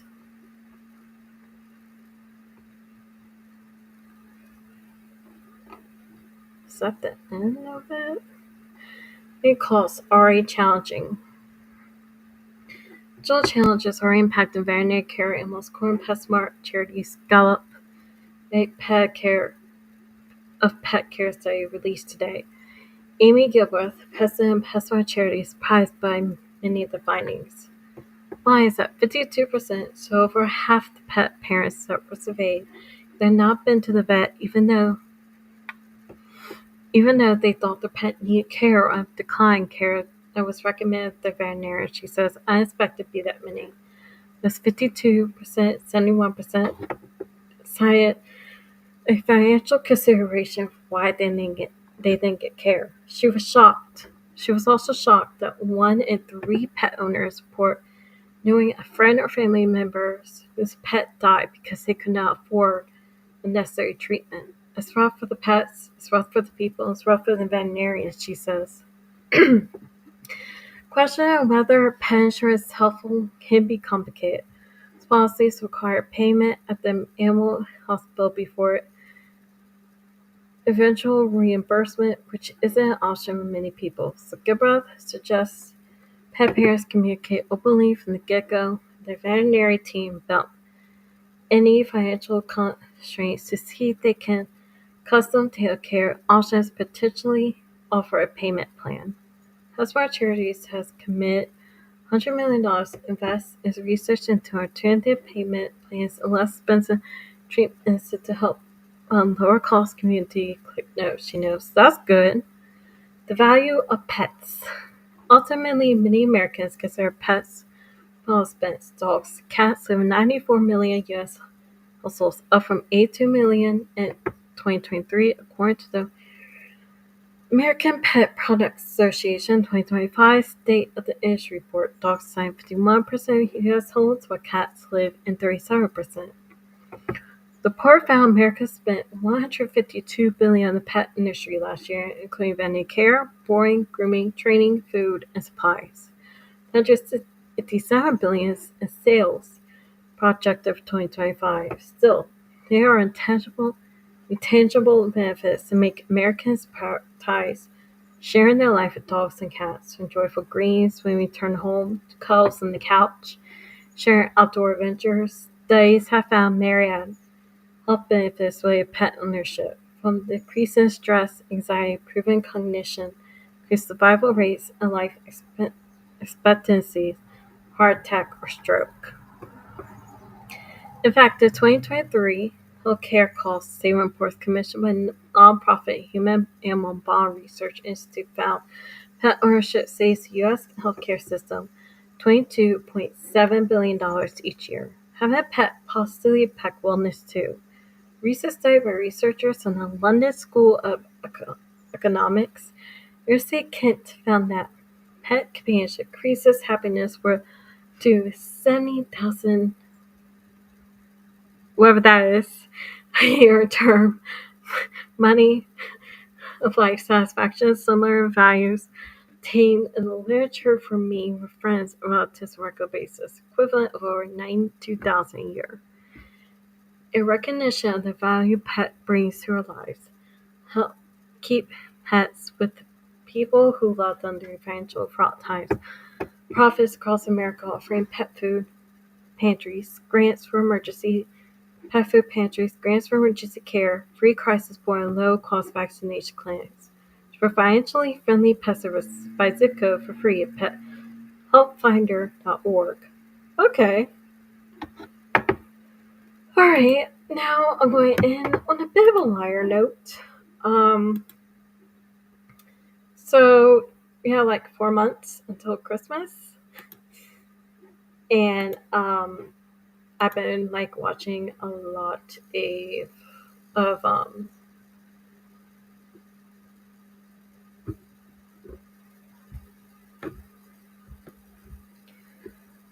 small businesses on Instagram, even though they are expensive. Is I support small businesses, and they do have really cute stuff. So one thing is I want to show something that I got. That's not the kind I got. I have a picture of the one. Got bookish bundles for any bookworm you have in your families. This one is like mine. It's not mine, but it's like mine.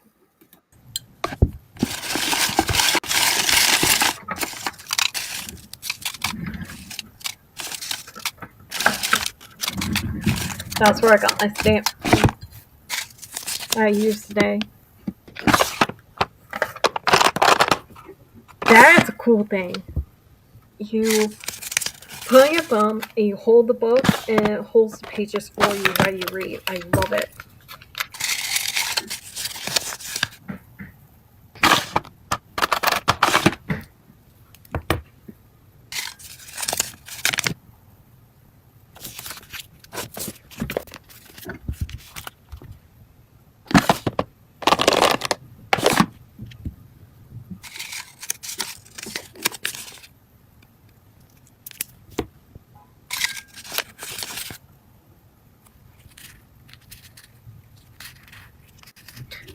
I told her no Gaston sticker than mine. I have a picture to show of what I got.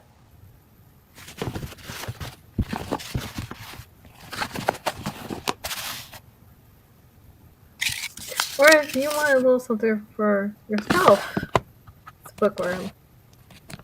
Yeah, I want to do more small business that I find. The only thing is I'm not going to buy everything myself. Because one, expensive. Two,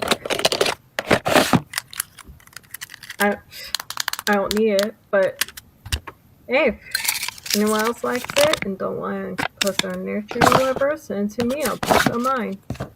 Review and stuff.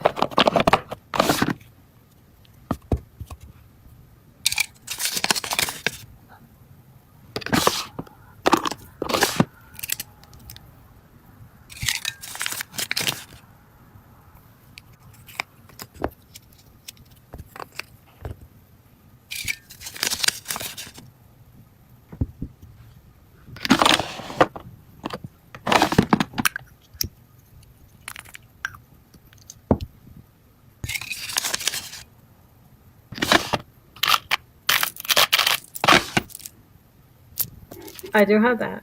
I have that phone lanyard card.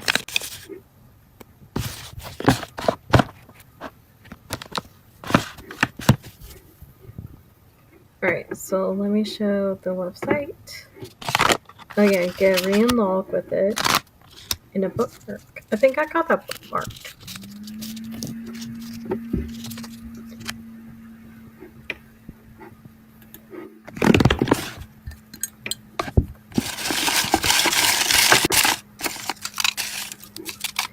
So here is my bookish bundles. .com. You can get books lover necklace and bunch of bookish bundles, and you can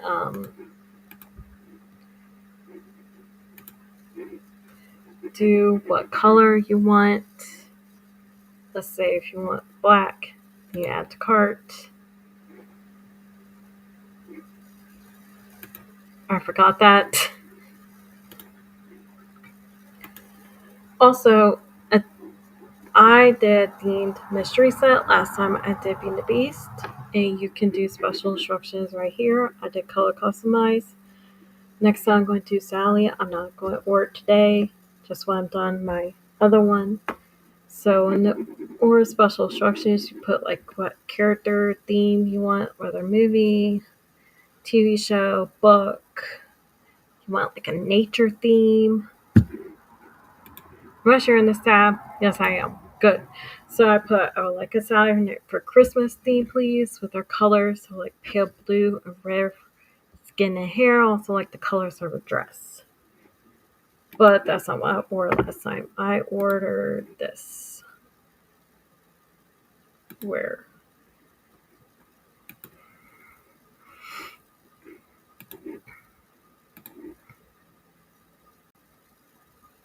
I'm going to have to figure out how to share it. Image, maybe?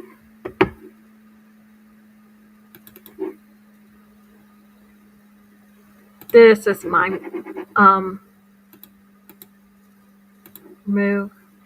This is my bundle. I got blue and yellow to match Belle's present dress. Air ball gown. That's a journal. DIY bookmark. I put my stickers. Bookmark a journal. The reading log. That is made from an actual leaf.